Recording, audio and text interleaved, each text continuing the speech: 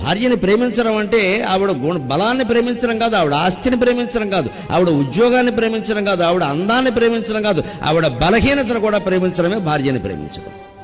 నేను లేవలేకపోతున్నానంటే భర్త దగ్గరుండి లేవదీయాలి.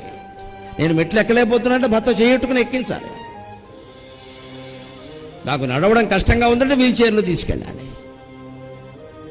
భార్యకి ఏ స్థితి వచ్చినా అంతే. నేను ఈ పూట చేయలేకపోతున్నాను, నేను చేస్తాను కదా, ఎవరైతే ఒకటి కూర్చో కాసేపు నేను చేస్తాను.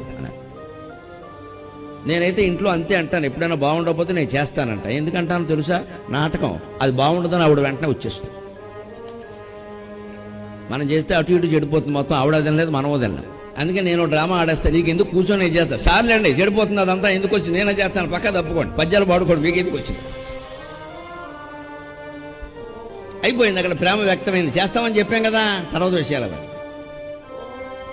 ఈ మాత్రం